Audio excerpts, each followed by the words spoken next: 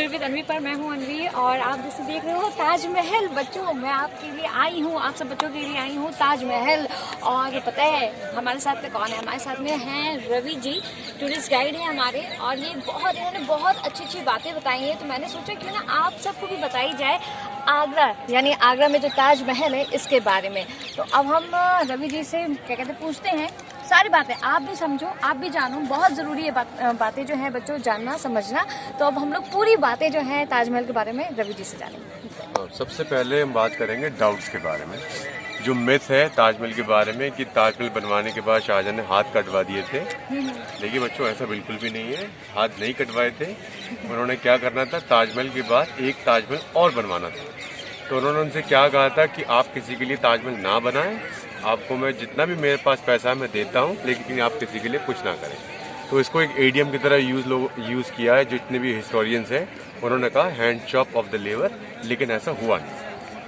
अब ताजमहल के बारे में बड़ी शॉकिंग न्यूज़ आपको मिलेगी कि Taj Mahal is the most tallest building, tallest monument of India. This is even taller than Qutub Minar. तो कुतुब मीनार की जो हाइट है वो 72.5 है और ताजमहल की हाइट है 74 मीटर। तो ये एक इंटरेस्टिंग बात है इसके बारे में। इंटरेस्टिंग बात है। और इसके जो सराउंडिंग में 4 पिलर हैं और वो चारों पिलर ऐसा लगता है स्ट्रेट हैं, लेकिन they are leaning towards outside. वो ऐसा इसलिए क्योंकि जब भी ये गिरेंगे तो बाहर की तरफ गिरेंगे, अंदर की तरफ नहीं गिरेंगे, इसलिए ऐसा लगता है कि 90 डिग्री पे है, मगर ये 95 डिग्री पे है ना? ऐसे हाँ, ऐसा ही है। और ऐसे ही ऐसे टिल्ट है, ऐसे हल्का करके कि अगर आपका भूकंप अर्थक्वेक वगैरह भी आए तो ये बाहर की तरफ गिरे, अंदर मेन बिल्डिंग को डैमेज नहीं करेंगे, इसलिए इनको ऐसा हल्का सा टिल्ट करके बनाया गया है। और जो मटेरियल है व्हाइट इंडियन मार्बल। मैं इंडियन मार्बल बार बार इसलिए कहता हूँ क्योंकि इटालियन मार्बल बहुत ज़्यादा पॉपुलर हो गया है। इंडियन मार्बल जो है hardest marble of the world है। इटालियन मार्बल को जो इंटीरियर डिजाइनर वो इसलिए यूज करते हैं क्योंकि वो सॉफ्ट हो जाए, जल्दी से फिक्स हो जाता है। ओके। इंडियन मार्बल जो है वो उसको टाइम लगता है, पड़ता उसको काफी इसमें लेबर लगता है, इसीलिए वो इंडियन मार्बल के बारे में आपको बताएंगे नहीं। ये सारा इंडियन मार्बल है, आया था राजस्थान से। उस जगह का नाम है मकराना।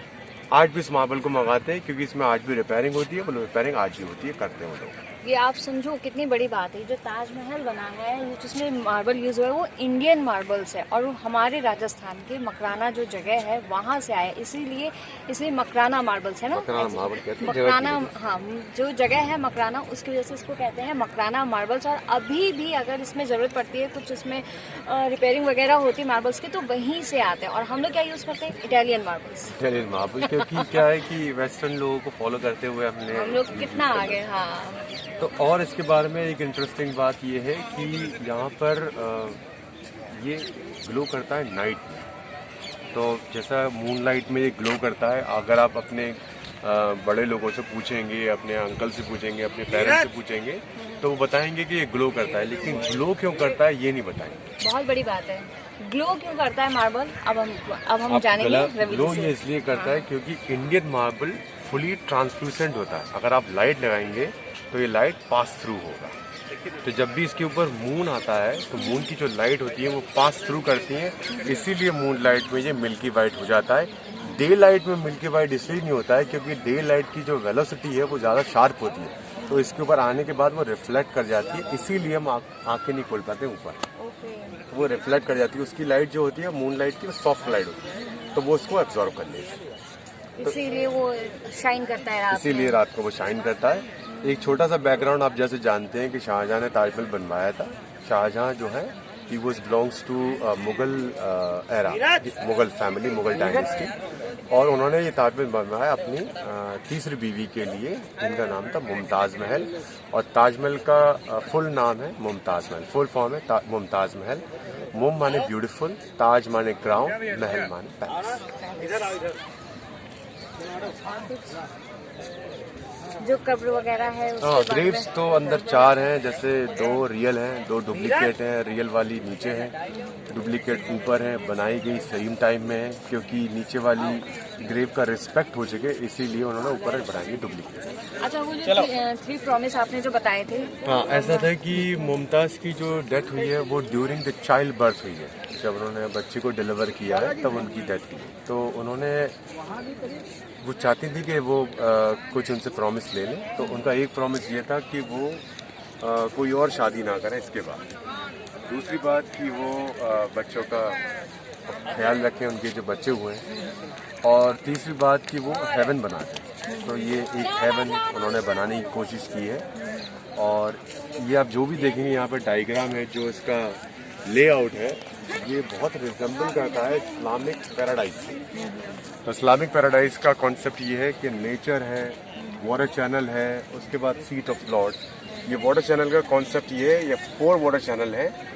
तो इस्लाम के अंदर अमृत नहीं है, वो जमजम बोलते हैं। अच्छा। तो ये एक जमजम के लिए, एक हनी के लिए, एक वाइन, एक मिल्क के लिए, एक पानी के लिए। ये जो पेंटिंग लगता है, लेकिन ये पेंटिंग नहीं है, इस काम का नाम है इनलेवर। हिंदी में बोलते हैं इसे पच्चेकारी। पच्चेकारी। ये दूसरा काम है इसका, ये है काविंग, इसे नक्काशी भी बोलते हैं। और तीसरा काम है गेट के ऊपर, ये जो जाली इसे कहते हैं फ्लिकरी वर्क। इसे जाली का काम भी कहते हैं, फ्लिकरी वर्क भी कहते हैं। तो आइए इसका स्टार्ट करते हैं। ये पहला ग्रीन वाला स्टोन है, इसका नाम है जेड। रेड वाला कोरल, ब्लैक वाला ऑनिक्स, येलो वाला जेस्पर, स्मोकी एगेट। ये सारे रॉक पीसेस थे, इनको शेप दिया गया है हैंड ग्राइंडर से। फिर मार्बल को चिजल आउट किया है, फिर मार्बल के अंदर ग्लू से इसको फिक्स किया।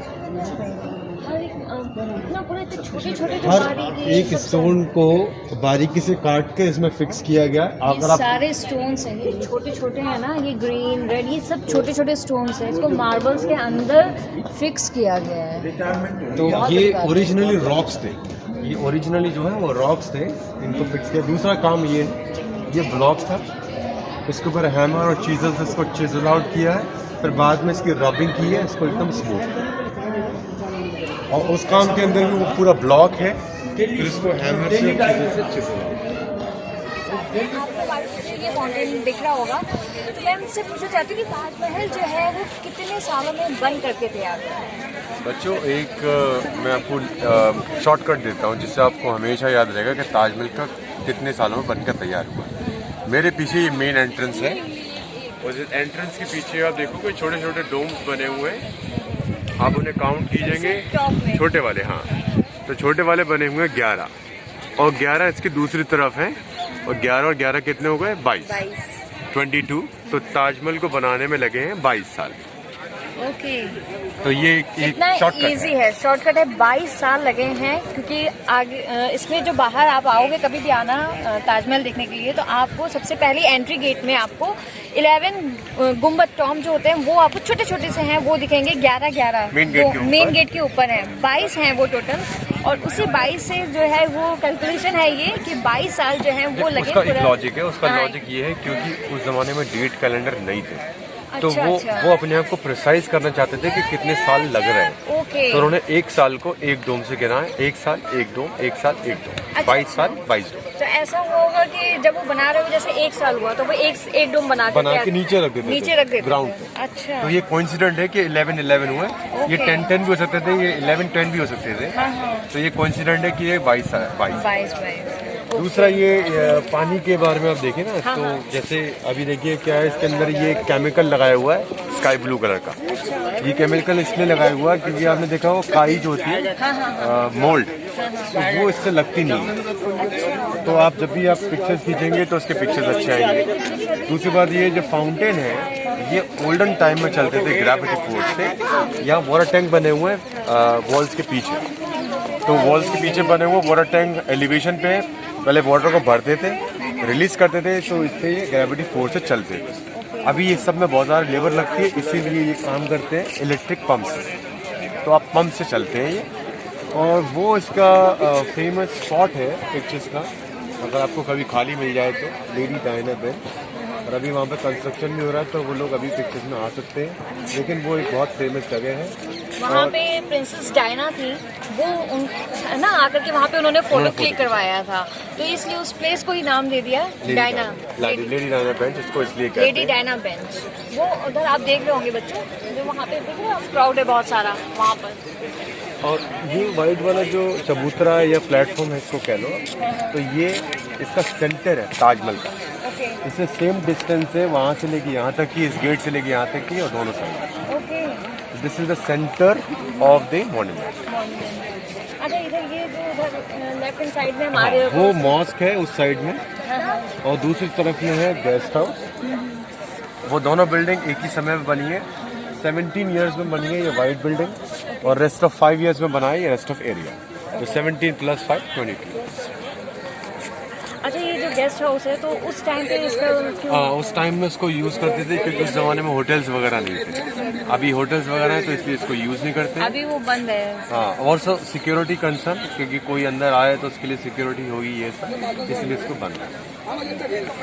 तो बच्चों ये था ताजमहल के बारे में। कैसा लगा बताना ज़रूर मेरे को। और हमारे साथ में जो रवि जी हैं टूरिस्ट गाइड हमारे, तो उनको मैं आप सबकी तरफ से भी थैंक यू बोलूँगी। Thank you so much. Thank you so much. बहुत अच्छी इन्होंने इन्फॉर्मेशन दी है, बहुत अच्छी इन्फॉर्मेशन दी है, और आई होप आप सबको पसंद आएगा। टेक केयर, बहुत सारा प्यार, बाय।